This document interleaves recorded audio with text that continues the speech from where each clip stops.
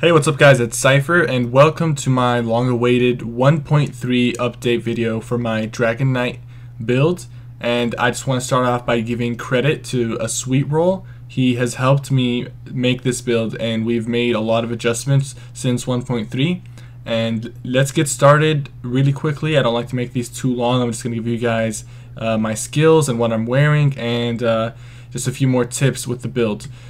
Starting off, our one-hand and shield skill bar is going to look the same. We're using Unstable Flame, Flame Lash, Invasion, Reflective Scales, and Talons. The only difference that we are adding in compared to last time is instead of using Soul Strike, we're using Take Flight. Now, first of all, Take Flight is AoE. It's really cheap, and it does physical damage. So there's a lot of people out there who are wearing 7 out of 7 light or 5 light, and this will hit them really hard. Not only will it hit them really hard, but it will knock them down, and you can knock down many opponents and do a lot of damage to many opponents. This is great for 1vx, and I just like the skill so much.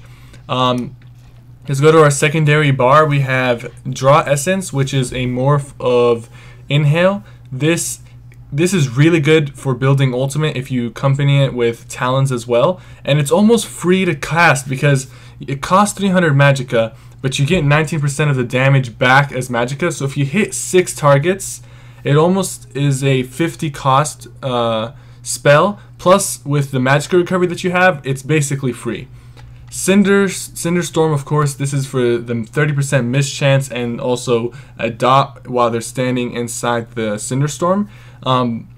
This is perfect when you're getting ambushed by multiple opponents from melee range, and it's just a really good skill overall. Efficient Purge. Now this is a skill from the support skill line of the Alliance War. It removes up to 2 negative effects from nearby allies, and it also affects you as well. And it reduces the effect of durations for negative effects by 50% for 3 seconds. Now this is perfect because if you got Soul Tethered, you can purge the Soul Tethered dot. If you're getting Soul Striked, you can purge the Soul Strike. Usually when there's a lot of people on you, someone in the back is going to Soul Strike you, and that usually is a death sentence if you don't know what you're doing. Efficient Purge takes care of that. It removes negative effects such as mark target, it removes poison, it removes damage over time, it removes oils. This is a perfect skill, and if you're not running this in your PvP build, you need it as soon as possible.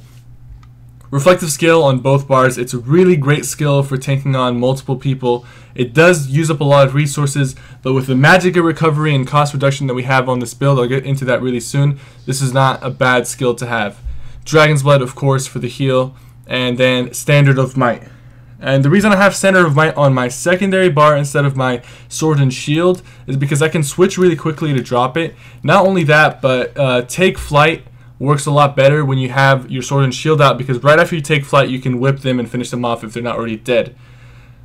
Now let's get into the armor sets. We are using 5-piece Warlock, the helmet and the shoulders, and then jewelry Warlock. On the jewelry we have Flame Resist on on the necklace. You can put it on the ring if you want to. Flame Resist because there's a lot of fire damage, there's a lot of DKs, there's a lot of impulse spammers. Flame Resist is a big help, and it reduces the damage tremendously. Like, you can take a whip from hitting 400 to 280 just with an extra 1500 flame resist.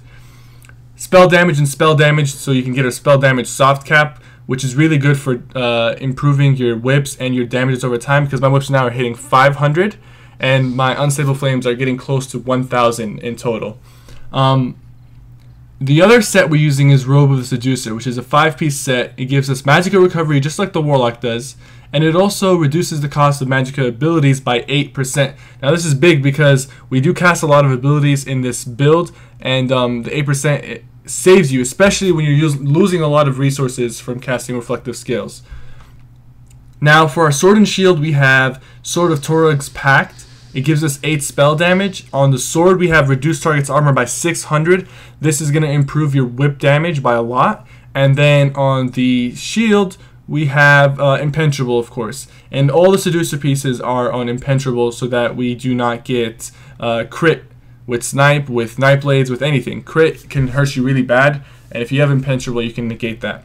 Our staff is just the Covenant Restoration staff with disease damage. Disease is really great because it reduces the target healing by 44% when it actually procs. And that's all I have for the armor sets. Let's go into our attribute points. I have 35 into health, 14 into magicka. The 14 for magicka is so that I can get magicka close to the soft cap. It's basically at soft cap right now. And then 35 into health, of course.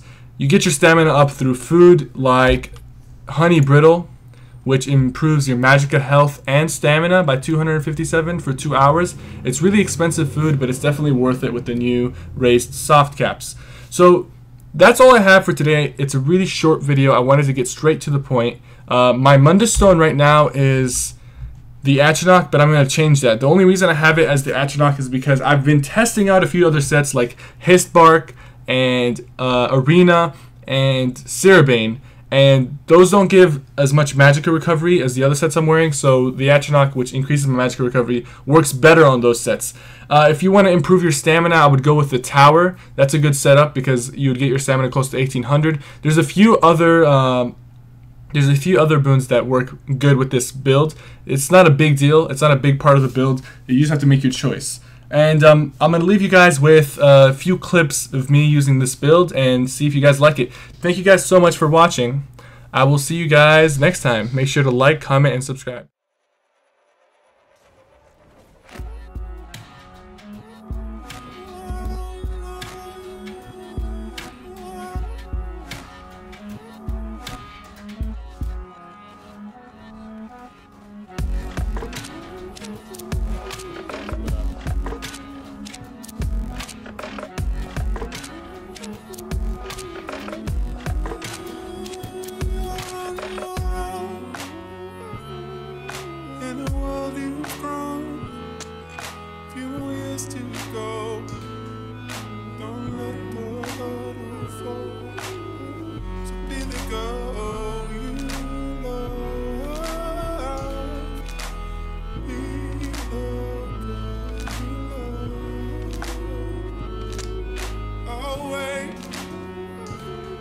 So show me why you're strong. Ignore everybody else. We're alone now. I'll wait. So show me why you're strong. Ignore everybody else. We're alone now. Suddenly I'm here. It's the darkness of the dawn. Don't look at explosions. They blow things up and then walk away. Who's got time to watch an explosion? There's cool guy areas that they have to walk to. So show me why you're strong. Ignore everybody else.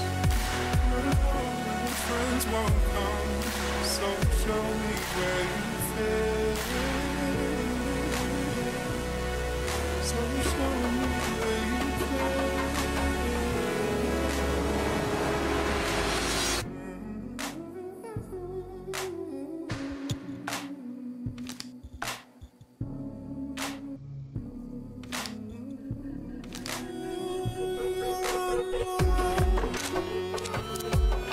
In the world you've grown, years to go. Don't let the hurdle fall.